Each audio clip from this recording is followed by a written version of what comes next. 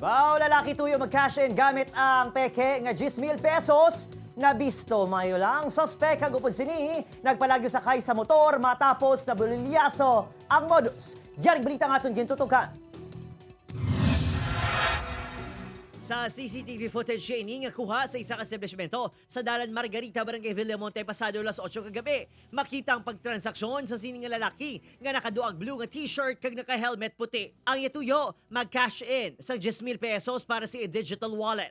Una siningin daho ang 200 pesos nga bayad kag madugay pa kuha sang numero sang padalaan sang kwarta. Sa ulihi, gin-input sang biktima nga si Remy Anigote ang numero nga 0919-610-8294. Kag naghandong lalaki nga ang padalaan amo si Paula de los Santos. Sa nabato ng kwarta, dito na nagduda ang negosyante bangod, maluwas nga nagadali-daling suspect. Daw may sala sa kwarta sang customer. Pagka kuan niya tinagwa siya, basan ba na ko siling niya, kuan mo nga kadugay, kasi yabi nga, niya kung magpa-load na siya, ya, ready na ng number mo. Damo na siya nga kuan niya, siling ko, kung nag-kuan sa number ko sa mga games, bala nga mo na nga, kung mag-kuan ka pangayo pa na siya number sa team yan, nabi nga mo na. Tapos ang ulihi, mo to nagkadod siya sa akon, siling niya ning pimirang balya 5,000, sang uli ng balya 10,000, sing ko okay. Sa nakita sa lalaki nga makapila ka beses, sigin kumos-kumos sa negosyante ang papel dala tawag si Abana nga kumpirmahon kung peke man gid ang kwarta. Dito na sang nagsiba ng lalaki ang kas sa upod sini nga nagahulat sa gwa. Tapos yung tingin mo, pang kumos ko tanan, pang sipad-sipad ko muna ulaga balik.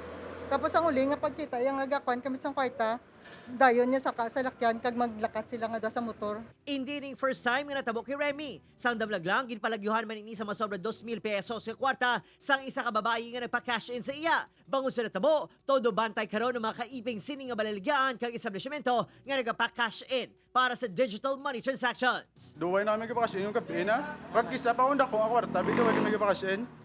Mga pinalakas ta.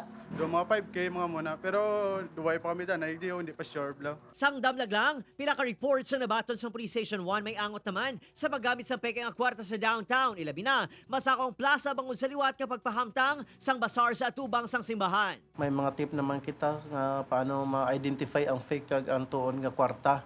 Din kung may nahutikan sila nga amo na nga mga persona nga involved sa